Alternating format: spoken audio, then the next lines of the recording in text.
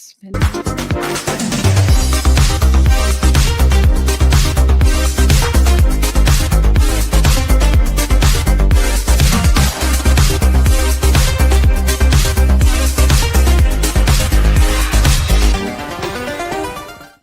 Hey, everybody, welcome. This is Shut Up and Listen to Her. This is why her health matters. I am joined today by my amazing co-host. Tiffany and I have been working together. She was my mentor. She taught me everything I needed to know about podcasting and got me so excited and fired up. And we are teaming up on this amazing podcast because sadly we share a lot of things in common right now. Tiffany, thanks for doing this with us. And I'm just so thrilled to have a podcast with you. I'm so excited. This is such a wonderful full circle moment, and I think this is one of the most important topics that we can talk about. It is something every woman on this on this planet will encounter, and I know it drives me crazy, and I'm sure it drives everybody listening crazy. And so I'm excited to have everybody on this journey together and figuring this out of like how do we advocate for ourselves and how do we make sure people shut up and listen to us. And that's the biggest, and that's the hardest thing, right? That's the thing that is difficult, is really getting our our our symptoms across, what we're experiencing across. How do we say that? What do we do? What are we suffering from? What different things come into play? Yeah. Because it's not just the diet and exercise and what do you weigh and what do the labs say, but what are the other things that are going on? Am I not sleeping well at night? Am I having problems? There's so many different things that come into play that we need to be able to express to our doctor so that they can understand us better, and that we need to kind of push for ourselves so that we are heard. In a What is 15-minute visit with the doctor. yeah, exactly, in the short amount of time that we actually get to spend with the doctor. What's I think we should start with kind of a little background on us. We're bringing the audience along with us for this journey because we're learning and growing. And we thought, why not invite the audience in, see what they're going through, and we can all figure this out together to work with our healthcare providers, not against them. We want to work with them, but we Mm-hmm. also want to get the healthcare that we need so we start feeling better. So tell me Absolutely. a little bit about what are some of the things that you've been like experiencing in and I remember when this kind of started for you, so I know it's been a while. It's been a while. I mean, I'm not going to give my whole long medical history because it starts at, 3 and 4 years old getting rubella and scarlet fever. And I think that, and then I've got some anatomical things with my heart and my kidneys that, kind of make me a complex medical person, right? Like I kind of come with complex things and lots of kind of hormonal issues. So there's a long history of all kinds of stuff, as I'm sure. I mean, women, I mean, we're complex. Our systems are complex. Our hormones, our reproductive system, just so much about us is complex. The very act that we carry children and what that does to our bodies is complex. And so from the bat, I feel like when doctors treat us as here's this one problem, and it's like no, but like our systems are so intertwined and so complex and so affected by each other. That's where I get frustrated. Anyway, so my most recent medical drama, and I'm Medical Mystery Tiffany over on Instagram, and I share a lot of this over there, and I try to have a sense of humor, right? Because I was getting really depressed, and I'm like, you know what, I just need to make this fun to talk about, and I just need to talk about this. So anyway, about 3 years ago, I had a hysterectomy, and it was, I had long history of gynecological issues, and it finally came to a head of it looked like I had some precancerous cells. There was lots of stuff that wasn't looking good, and so we just said hysterectomy. I mean, at that point, I'm in my late 40s. Let's go. And great, like the hysterectomy went. There were a few complications, but overall went well, and so happy to be done with that organ, right? Because it caused me so much pain my whole life. Ended up I had massive endometriosis and endemniosis. Like the endometriosis is outside the uterus, the other one is inside the lining. So I had all of that. Hysterectomy goes fine. And then probably about 6 months after my hysterectomy, I started noticing I'm gaining weight. And I don't know why. Like, it, I've always been a pretty healthy person, pretty active, and I'm like, why am I gaining so much weight? And then about a year and a half ago, I go to my doctor and I'm like, I'm gaining weight. I'm exhausted. My anxiety is through the roof. I can't handle things. Something must be wrong. Am I in perimenopause? And she's like, yeah, you probably are. You're 50, like Like probably. it's no big deal. Like it's no big deal. She throws birth control pills at me and anxiety pills, right? We do a little bit of blood work. It's all inconclusive. So she's like, just do this. Probably a week and a half into taking the birth control pills, my blood pressure goes wackadoo. 254 over 126. I ended up in the ER. They bring my blood pressure down. It was a Friday. Saturday, again, 254 over 126. End up in the ER again. And I'm finally like, can you just give me some emergency medication? Because I don't want to keep coming back to the ER. And go to see my doctor, and they're like, oh, it's essential hypertension. Here's some meds. And it's not. So here we are a year and a half later, and we can't control my blood pressure. I've been through every test you can imagine, stuff on my kidneys, because like I said, I have quite a long list of issues with my kidneys. I do have chronic kidney disease. I have issues with my heart, and so I've been through all the testing. I've seen like all of the specialists, and we just can't figure out what's wrong. And they just keep messing with my meds. And so I went from months and months and months, just in this last block of time, of ridiculously high blood pressures. I'm talking 180s, 190s, 200s, to now I'm in this, what they're calling orthostatic hypotension, to I'm dropping so low, my blood pressure cuff has an error message, because it's like, oh, we can't get your blood pressure going. So it's crazy. And the amount of gaslighting I've had by specialists telling me it's anxiety, it's essential hypertension brought on by anxiety, or it's my weight, you're obese, um, drives me crazy. So The that amount of is times we've the, heard believe that. it or not, the short version of kind of a long story. Yeah. And it echoes with me so many ways, because what I'm hearing and what I'm seeing is when they don't have a right answer, they put out any answer, which is you're fat, you need to lose weight. Mm-hmm. Excuse me. And so it feels like, and tell me if I'm wrong on this, because it's taken me years of going through the cycle to understand this. What it feels like is, I have a problem, you don't have a solution, so you're going to throw things at me. But what I'm hearing from them, the thing that is like slicing into my heart, the arrow that pierces me, is I don't care enough to figure it out for you. That's the part right there, that little bit that hurts me so much. And when you do get a doctor, I had my liver doctor, let's call him a liver doctor. And he's like, we're going to do these tests, and we're going to do a biopsy, and we are going to figure this out. And then that little spark of hope, it pops back up again. And you go, oh, he cares. That's the point. He cares. He's going to do something. This man did all of these tests, did a biopsy. He went through my vein in my neck to do a pressure test. So that's how he did the biopsy. It was a big procedure.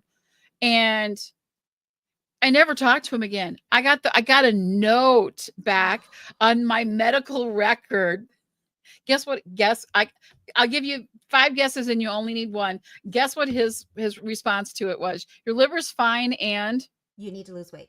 yes, winner, winner, chicken dinner. That's what he Which said. both of us, Bri, both of us went to our doctor saying, I am gaining weight and I need help. And the Mhm. doctors act like, hey, you're fat. You obviously don't care about your health, and you got to do some lifestyle changes and some dietary changes. And I know both of us are very careful about what we eat. Hmm. We have very specific food, we're on very specific food plans because of our health issues. We care very much. We're very proactive. And every time a doctor is like, I need you eating healthy and exercising, I am like,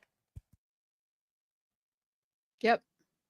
Exactly. I look at them and I go, I know I need to eat low sodium. I'll tell you what it is. You throw a food at me and I'll tell you how much sodium is in it.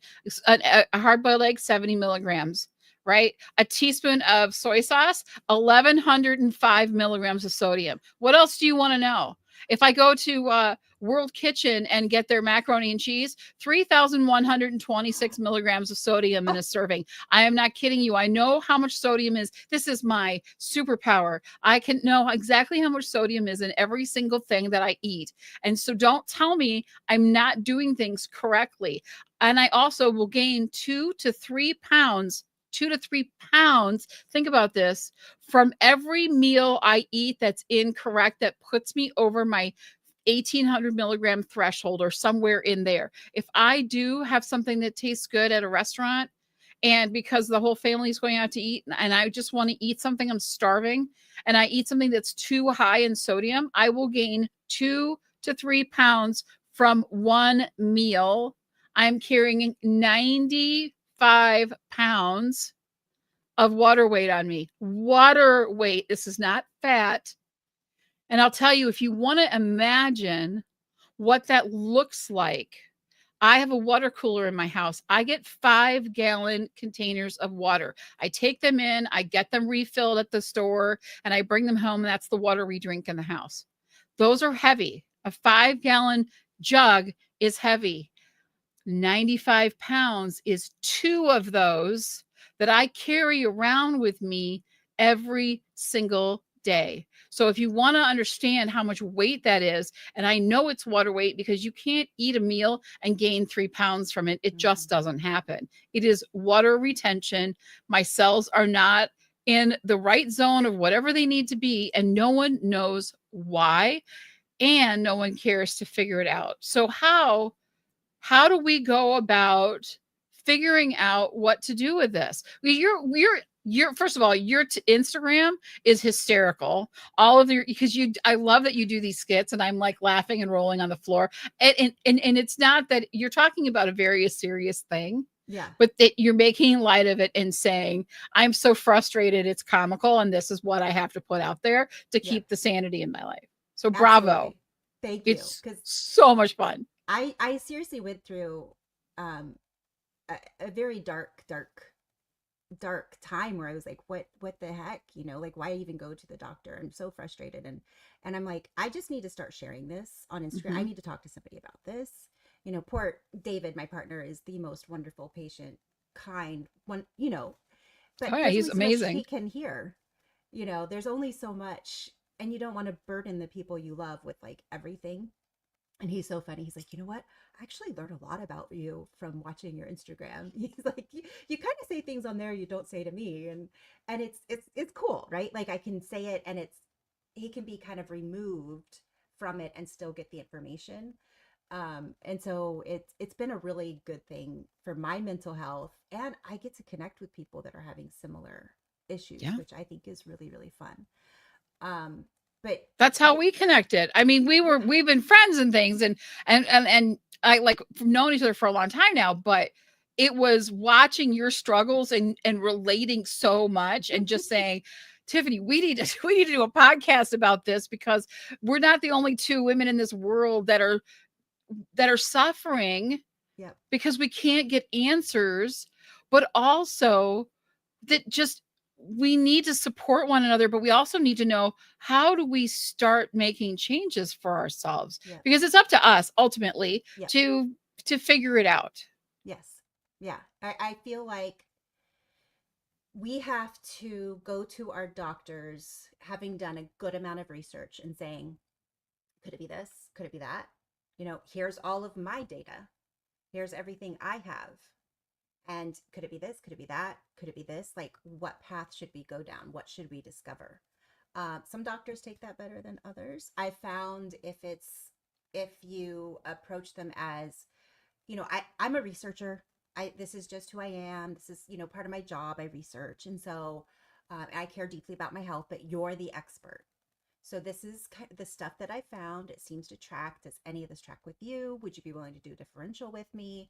Like that tends to work better with most. I mean, you've seen in one of my skits that I had a doctor who's like, nope, not doing a differential with you. But for those of you that don't know what a differential is, it's um, when a doctor takes your symptoms and says, well, it could be this, it could be this, it could be this, and let's start exploring. And so it's kind of the could be's, right? It's the to me, it's the curiosity of medicine. This is what I don't understand. If I was a medical provider, I would love something coming in with a mystery. I'd be like, oh my God, this would be so fun to figure out.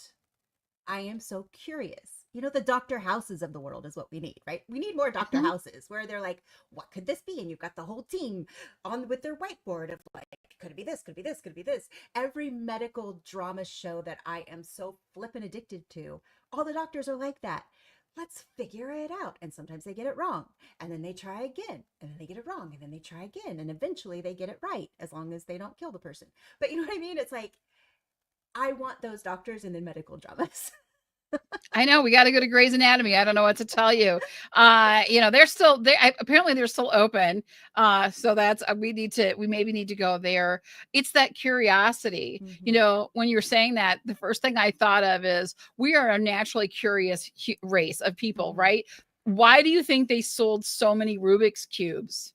Because Right. everyone had to figure out how to solve it, Yep. right? And we would spend so much time trying to figure it out that we expect others in when it comes to our health to want to figure it out. Yeah. And to quote Marie Forleo, and I have it tattooed on the side of my body, everything is figure outable. So I Mm-hmm. do hold true to that. So what are some of the things, what are you doing right now because I watched your video this morning and you were like, I have the compression socks on, I have my water, I'm gonna go for a walk, I have I have my blood pressure on my wrist, I can take your what are you doing yourself to get better, I don't want to say like statistics or facts, but like what are the things that you have found works to kind of keep track of everything or to help you verbalize that when you do get to the doctor you can say all these different things. I love this. And I think you and I have something very in common in this area, Bri. Chat GPT is like my best friend and Yep. Dr. Google. They are my best friends. Along with social media is great, like getting in groups and talking to people. Are you experiencing this? Are you experiencing that? And just doing a really, really good job tracking everything myself that is like my personal data. I have a page where I track here's the lab work I've had done, and here's the results, and anything that is high or low, like anything that's off, I can track. Here's the scans I've had done. Here's the medication I've been on, and it's all on a sheet. And I've taken this to the doctors, and they're like, whoa. I'm like, here's the medicine I've been on. We haven't gotten it to work yet. So, those kinds of things have been very helpful to me. What about for you, Bri?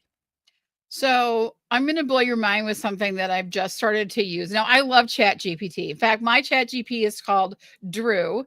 He named himself and he's my assistant and his name is Drew. He wanted the name Alex, but I already have a business partner named Oh, Alex. I thought too late. that's Yeah. probably not going to be confusing. So, Yeah. and I don't want any more confusion in my life. So Drew is my helper. But here is something that I learned from a friend of mine.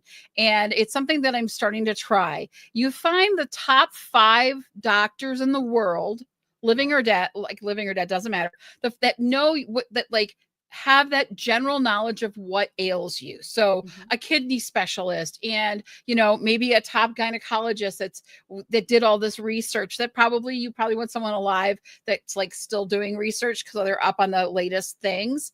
So you take those 5 people and you talk, there's a prompt, and I'll have to send you the prompt, but you put it in there and you say, you get these 5 people as your experts, and you're telling this to Chat GPT, and then you have them give, each of them give their own opinion of what they think is going on, and then you make them like confer with each other to like go back and forth with each other to say, well, why do you think this, and what is it this? And so Oh my you God, make that's you're building your amazing. own medical team. It's insane. That is amazing. Okay, so I just want to reiterate so that everybody listening hears this brilliant, brilliant thing. And I think you need to put this in the notes down below. Okay, I'll put it in so the description. Yep. this is amazing. Choose 5 doctors that are experts on your medical issues. Is it nephrologist? Is it endocrinologist? Is it gynecologist? What is it? You want Um, an internal specialist too. You want to make internal sure, like specialist. the Okay, one that does like the whole body. That's the who I whole. saw at Mayo Clinic. She didn't Okay. help me, but bless her heart, I don't even know she tried. But she got paid. She got paid. Uh, yeah. So you need Okay, so 5 5, specialists. put them in chat. Let chat know these are my doctors, Mm-hmm. basically.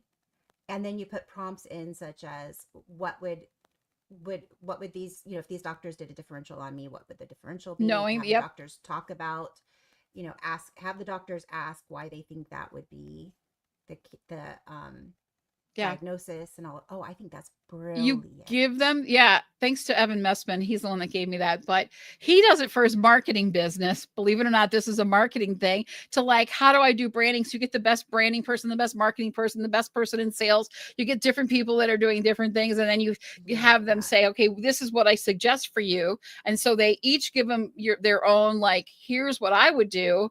And then you make the 5 of them after they give you that argue about it and figure out like what's like what they argue and they figure stuff out Mhm. for you. So that's what I would say for medical stuff is take the best of the best because you can't get to them. There's this wonderful internist that I want to work with that does things in this water edema situation with hearts. And he's at Cleveland Clinic, right? So I can't get there. I can go to Mayo, but I can't go to Cleveland. His whole thing is $1,500. I ain't going to fly out there and do that and spend that money. But I can have his knowledge base that the AI can look through and put it all together.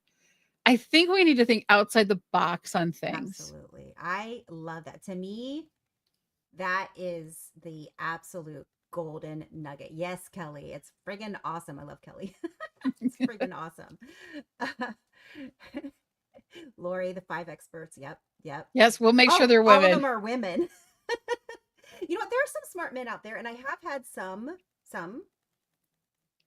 men be kind and curious and listening. Like I busted my knee once, and that doctor, the orthopedist, he was so nice. He didn't look at me and go, and of all the doctors to say, oh, you're heavy and this is why you're getting hurt. He's like, how'd you hurt your knee? Oh, I was on doing a 20-mile Peloton ride and just clipped in wrong. Like I've clipped in millions of times. I was a, endurance cyclist, 100 miles road cyclist. And I'm like, I just clipped in wrong and my knee popped. And he's like, all right, let's get you back. And he was like, what, 20 miles? I've never gone 20 miles on my Peloton. All right, let's get you back in so you can be as athletic as you want to be. That was his response. He didn't look at me and go, you got like 20 extra pounds on you and BMI says you're obese. So it's really your fault that your knee hurts. He didn't do that. So I've had men be kind and empathetic. At the same time, I've had women brush me off. You know, I do find percentage wise, more female doctors are kinder and more understanding percentage wise. But it's not going to be, it's not just because you have a female doctor doesn't necessarily mean it's going to be Right. great. I think Lori has a point when she's talking about women's health that they Mm-hmm. don't get enough and they don't understand Yeah. because they've never experienced a lot of the things that we go through. And I Yeah. think a lot of this does happen too as we get into that. We're past the child bearing age. Our bodies are shifting, whether we're in menopause or not. We're in perimenopause. We've gone through menopause and we're all done with it. I don't know if that ever happens because I think you still have experienced things. My mother-in-law says she still gets hot flashes and she's 85. So I don't know. That's not encouraging. Thank you very much, Linda. So, but anyway, but I think that, we our bodies change so much and so little is discussed about it. And so we don't even know if this is a normal thing that we're going through, or is this having to do with the things that I'm experiencing because of a condition? Like I have Graves' disease, so it's a thyroid issue. I had a bicuspid aortic valve, so I had to have that valve replaced. I had a tear in my aorta, so I pretty much should have died on the spot, but I didn't because I got lucky, miraculously lived through that experience. And I have this edema, and they thought I had. First, they said it's cirrhosis, and I said fatty liver. Then they said my liver is absolutely fine and it's in great shape, and there's no problem with it whatsoever. And then they just look at you like you're ridiculous when you say things. And I think I definitely will share that prompt for Chat GPT. I'll put that in the description after the show. I'll go grab it. I'll redirect it so it's just for medical if that's something you want to use, or you can swap it out to whatever thing that is you're looking at. But one of the things that's the hardest for that, like they've said, okay, you're just fat, right? That's what they keep saying because it's not your heart, it's not your liver, it's not this. But I went in the first time I went to the hospital, I was in the ER. I had put on all of this water weight. I was having a hard time breathing. And it's because I had all of this water. They literally took a needle and drained it off from around my lungs. So my lungs couldn't expand, right? So I couldn't get air in. So I felt like I was like, couldn't breathe all the time. And they put me on a furosemide IV drip twice a day, and I lost that weight in 12 days. And I That's did that. incredible. I did that thing. I went there. I did it. There's records of it. So when I go to my doctors now and I say, how about this? How about I do that again? Just a thought. I do that It again. worked. And they're like, well, I don't know if that'll work. I already proved it'll work. Well, that was, I don't know if it'll work now. So I'm So how like, about well, we what, try it? why, Like, yeah, what's why it hurt can't to we do try? that? They're like, you're on diuretics. And I said, yeah, but they're not as effective as when I get them via IV. And they said, that doesn't make a difference. And I said, yes, it does. So We I all know want to, medications make a difference for via IV. We all know. exactly. So they do. And so it's fighting against this. And it's also insurance because insurance would have to pay. So I'm trying to figure out a way that I can get the IV medications without the hospital stay, which is where all the money is that the insurance doesn't want to pay for. So how do I go about doing that? It's just got to figure it out because they are not willing to do it. But I wanted to shift because we're obviously frustrated, right? And we don't like feeling the way we do. Right. It's hard. Physically, it's hard for me to do things that I can't do anymore, but I want to talk about how we feel, how this makes us feel, besides the aches and the pains and the fighting with the doctors. What does this do to us, especially as women, when we can't, we don't feel good about ourselves? We can't do things we want to do. Maybe it damages our relationships because we maybe don't want intimacy or we don't want different things because of how this is making us feel. How do we deal with all of those issues? Because I think those are so important, Yeah. um, as we try to battle through and get our health back and reclaim our life. I think I'm going to back up just a little bit and just Sure. talk a little bit more about those feelings because I think like anxiety, that's one of those like the doctor's like, oh, I got anxiety, but it's like, fuck yeah, I got anxiety because like uh, my blood pressure is plummeting to the point my blood pressure monitor can't read it, or my blood pressure is going so high I have to go to the ER. Like, yes, that causes anxiety. So the being gaslit about our feelings and our emotions, and that yes, this is stressful. It's stressful for me. It's stressful for my family. Um, it affects our quality of life. I went to one doctor and said, I don't have much of a quality of life right now. And he's like, well, how do I know if I even fix this, you'll have a quality of life? I don't know you. And I was like, what the? Anyway, I will never go to him again. Anyway, so it affects quality of life. It affects all of your relationships, your friendships, your romantic relationships, your relationships with your children. It affects, it has compounding effects on your health because you can't exercise the way you want. We know exercise is good for the body, but when you're miserable and having whatever symptom it is that is stopping you from exercising, you can't. And exercise is good for your brain and it helps you not have depression. And so then all of this leads to depression and frustration and feelings of isolation and feelings of, and then of course it goes to, well, maybe it is me. Maybe I Mm-hmm. am making it up. Maybe this is all in my head. Maybe the doctors are right and it's just, because I'm an emotional person. And to me that's really sad that like it goes all of those places. How do you deal? I mean, I think there's a combination of things of like find your community, find your tribe, find your people that can both commiserate, but you don't want to sit in the darkness all the time. You need to Mm-hmm. have people you can commiserate with that'll be like, yeah, that freaking sucks. And then also find that people that can kind of help lift you up. And I'm not talking about like false, like everything is great people, because that's just annoying. But people that can be like, but look at what you've done. Look what you can do. You've got this. I'm right by you. You can handle this. I'll go with you to the appointment. I'm here for you. So find your people and do whatever it takes to feel as good as you possibly can, whether it's getting lots of rest or sitting in the sunshine or the types of foods you eat or, the people you decide to hang out with, because there are some people that don't make you feel good. So to me, that it's kind of that kind of stuff. And then, of course, I find relief in sharing my story on social media and trying to find the humorous side of it. To me, that gives me a wonderful relief and Mm-hmm. release and is kind of helping me from going too crazy. What about for you? Well, doing this podcast is a big part Yeah. because I don't talk about myself very often. I have a lot of amazing people.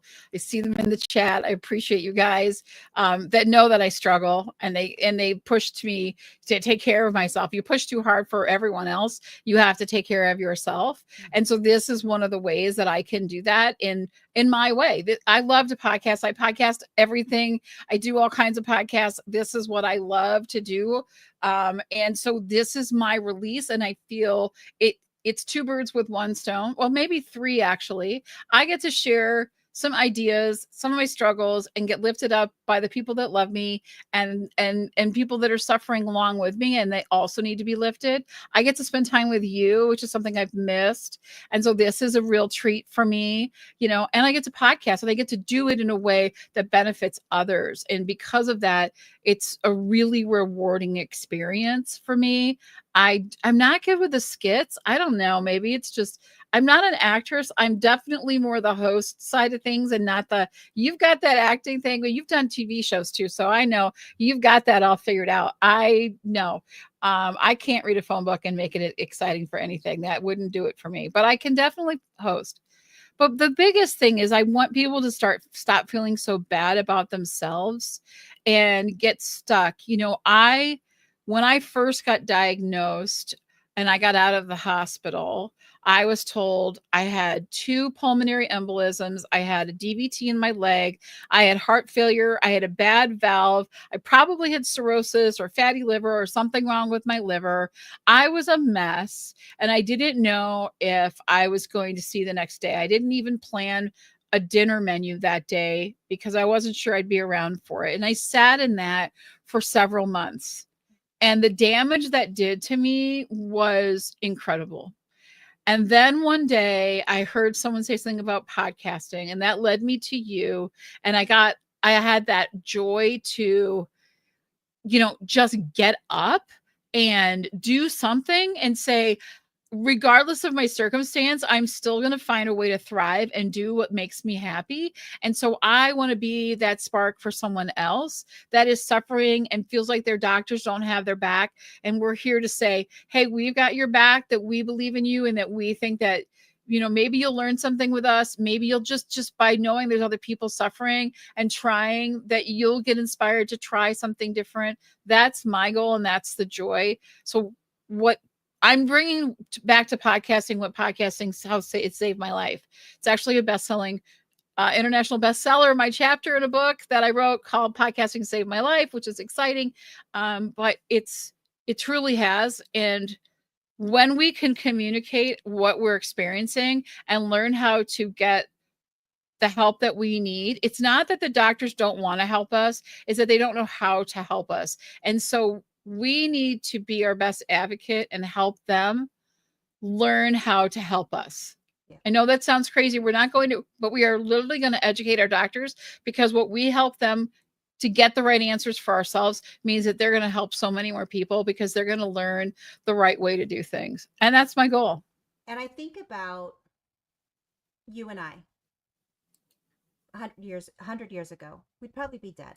Mm-hmm. We may have had the best doctors that cared so much, and maybe it was our neighborhood doctor and knew us from childhood and best friend, like that kind of doctor that truly cared. We'd probably be dead, because I 100% would be dead. yeah, and me too, like from multiple things in my life. I would have died in childbirth. So when I think about what doctors are trying to solve today, it's they're in much more nuanced, much more complicated things that people would have died from in the past. And so they have a very different job than doctors in the past had. I mean, people would die of diabetes. So many women died in childbirth. Anybody with heart issues, like boom, gone, right? So I'm very grateful for the doctors that have kept me alive and have helped me. I mean, I've done amazing things in my life. I've run multiple marathons, did a 100-mile bike ride, I've danced, I've had children, I've been in love, um, you know, starting businesses. Like, I've been able to do great things in my life. And I am so thankful, because it's because of the doctors that saved my life on multiple different occasions. I happen to be in a place right now where I'm a bit of a medical mystery and doctors can't figure it out.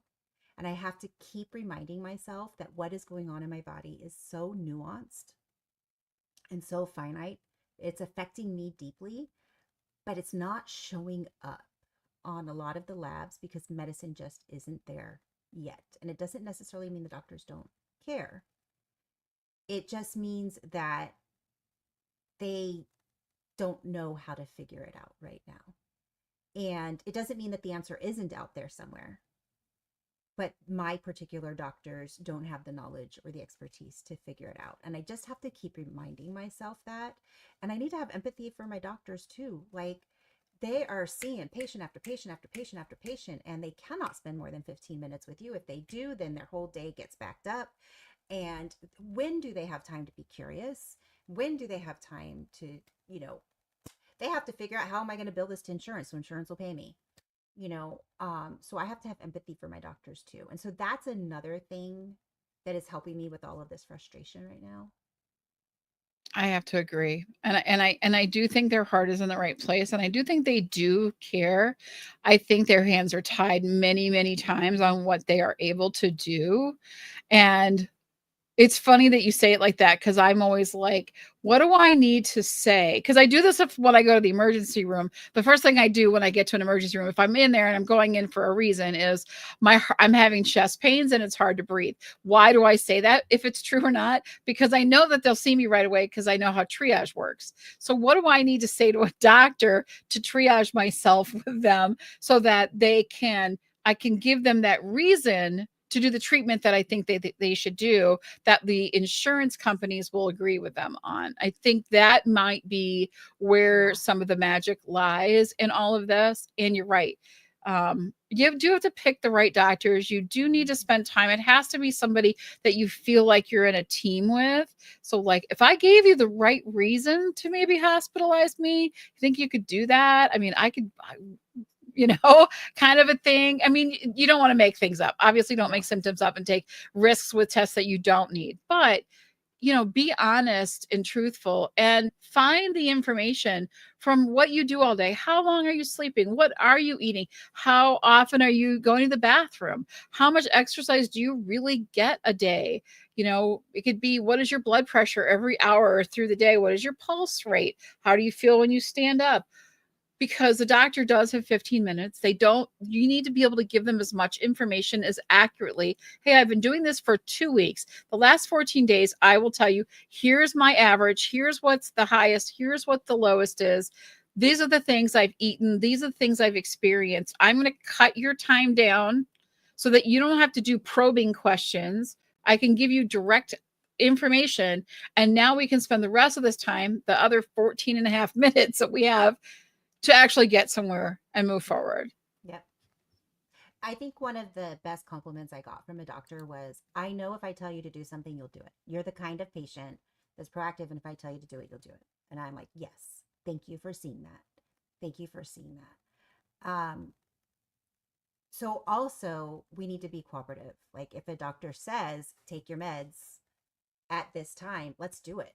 We Right. can't come back to the doctor and be like, it's not working. And then they're like, when do you take your meds? Oh, sometimes I forget. And sometimes, well, okay. What can they do for us? So we need to be partners with them if we want them to be partners with us as well, and be Mm-hmm. as proactive with our health as humanly possible. I mean, you and I are both that way. We really watch what we eat. We're really careful. I track everything. I don't do caffeine. I don't do alcohol. I'm gluten free. I'm sticking to 1,200 calories because they've been making such a big deal about my weight. I'm like, fine. I'm sticking to 1,200 calories. I'm tracking absolutely everything I eat. I, like everything that they've come at me with, I'm like, here's the proof. Here's the proof. If I can do it on my end, I will. I am working with you. Now it's your turn. And so I think doctors appreciate patients like that. Um, and I think sometimes we're challenging as well because we're somewhat knowledgeable. We Mm-hmm. come to them and say, here's what I'm doing. Here's the all of my data. Here's the research that I have done. And they're like, whoa, okay. Usually I just get to like patients get to be like, oh, doctor. Um, so that is a little challenging. And I think some doctors like, and I and if we can just let them go, I know you're the expert in medicine. I'm the expert on me. And so can we That's work right. together on this? I think That's that right. That's all we can do. And that leads us into next week's episode. We're going to be talking about the weight blame game, how we get to be whiny women and we're just told that it's our weight all the time. It's just because you're fat. And they find interesting ways to say that. But we're going to talk about that next week on our next episode. I want to thank our amazing audience for hanging out and bringing up so many great points and just cheering us on. You guys are the best. We want to hear your stories. Share with us what is going on in your world, what you're suffering with, how we can help, give you a shout out on all those things. And a big thank you to Tiphany for saying, yeah, let's do a podcast together and we get to have some fun. And Bri, I've got to give a shout out to you. Bri has done all of the graphics. She's done that great intro, the great outro. She has done so much brainstorming about what we're going to talk about in each episode. So, Bri, I just have to give huge props to you. You've done so much work for this. So, thank Thank you. you. Well, it's a lot of fun and I get to work with you and that's the most important thing. So thanks ladies. We'll see you guys next week. Shut up and listen to her. It's important that you do. We'll see you. Thanks guys.